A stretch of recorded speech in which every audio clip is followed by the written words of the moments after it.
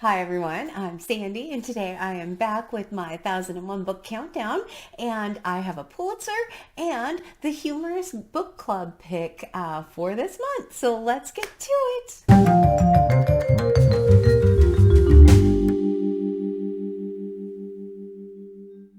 All right, so if you're not familiar with the 1001 book countdown, I will leave a card up here for you so you can go and check out the original video where I go into all the details about it.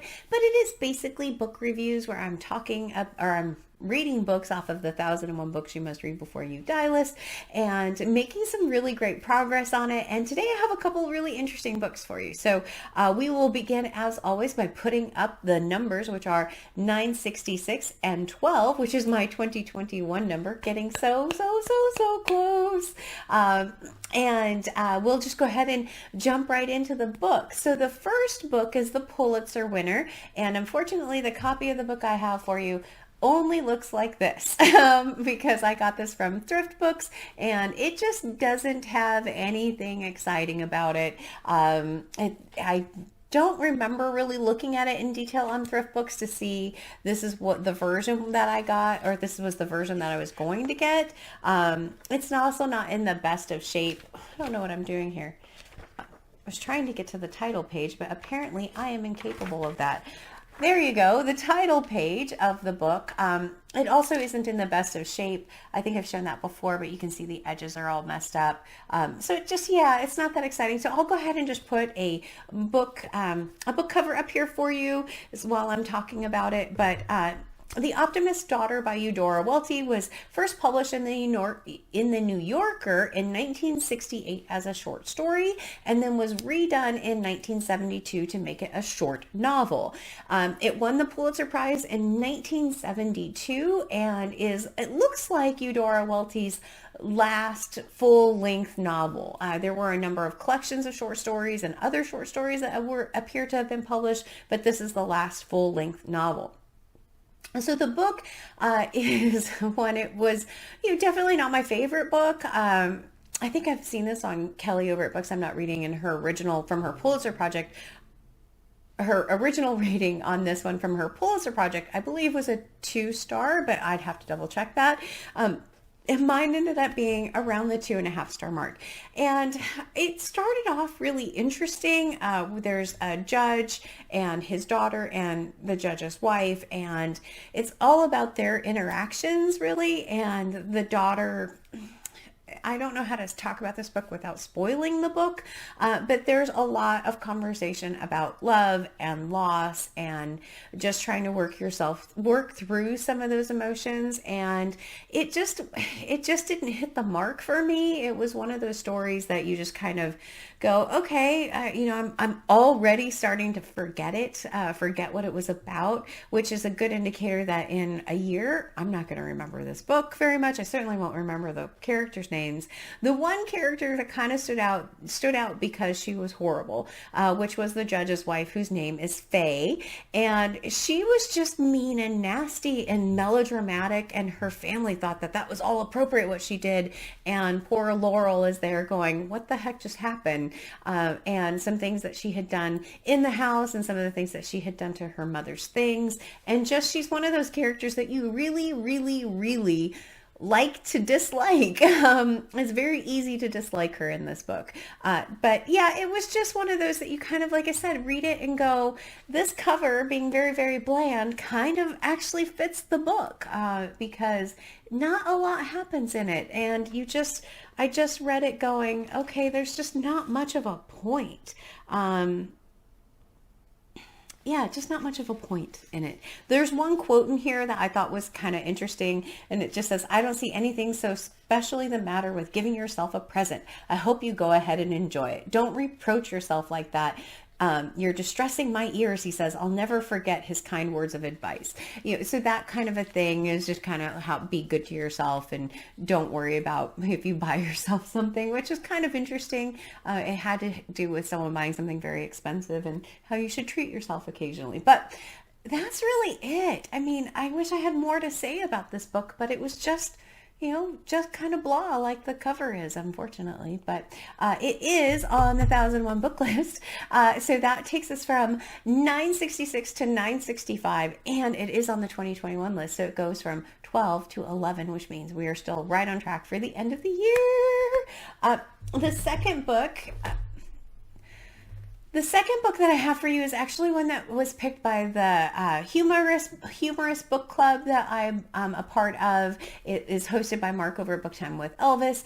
And this month we actually picked The Diary of a Nobody by George and Weedon Grossmith. Sorry, I always have to look at it because I can never remember their full name. This was actually published in 1892, so it kind of fits right in with Victober. And George and Weedon are brothers, and they wrote this in London. And this is kind of, I watched Mark's video on this one where he started talking about this one. It's really a diary of kind of like a middle-class suburban gentleman of the time. And there are a number of just very, very funny scenes in this.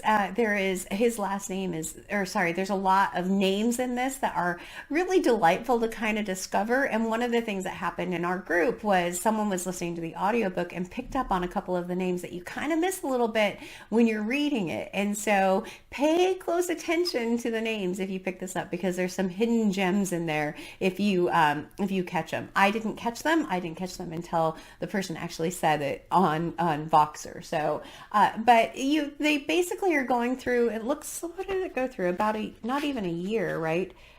Ooh. It goes from April 4th through July 11th, I believe, of the following year, right? Let me look. Yeah, it has to be July 11th. Yep. April 4th through July 11th of the following year. So you're documenting over a year's worth of time in here.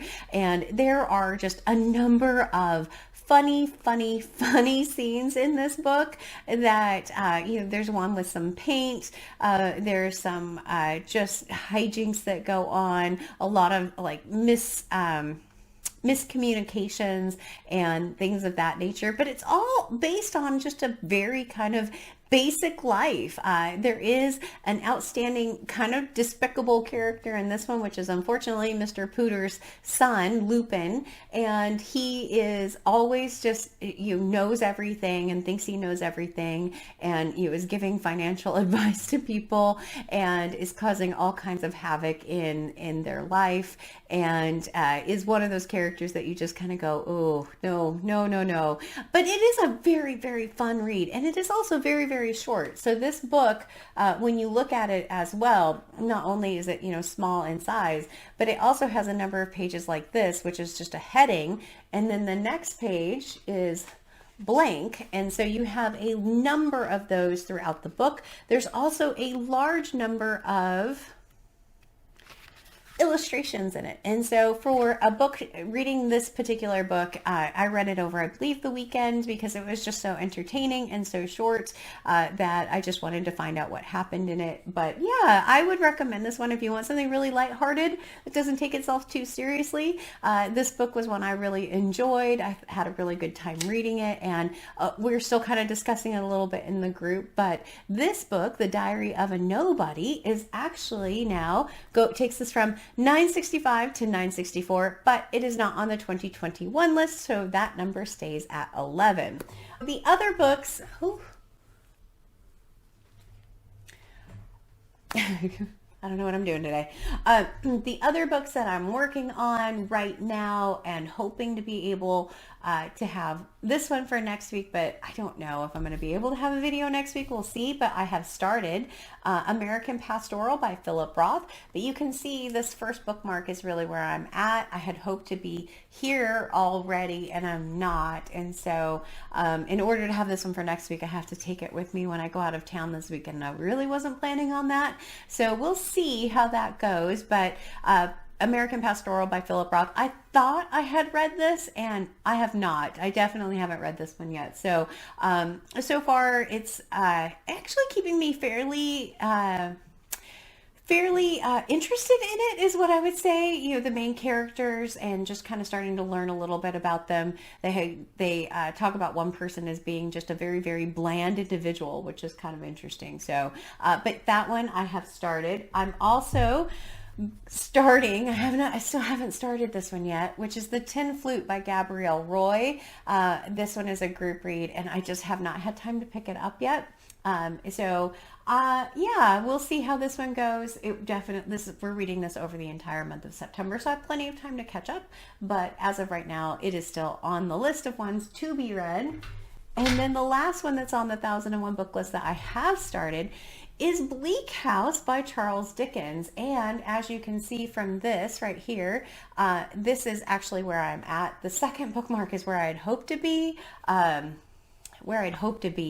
at the end of yesterday, and I did not get there. I just didn't feel like reading this yesterday for whatever reason. Yeah, I'm making good progress. There's chapters in this that I love and chapters of this that I go, why is this here? But it's been an interesting one. Again, I always use that word interesting, but it is one that is taking just a bit of time. I do have the audiobook and I'm listening to that and reading it at the same time, which certainly helps. But the audiobook is 32 hours. So, you know, I still have obviously a very large amount of this one. So this one also won't be next week. The only one that could possibly be in next week's countdown is this one. So if you don't see a countdown video next week, it's because I didn't finish it. So we'll see how the week goes. We'll see how the week goes. But is that all? I think that's all. As always, like, comment, and subscribe. And until next time, everyone, thanks. Bye.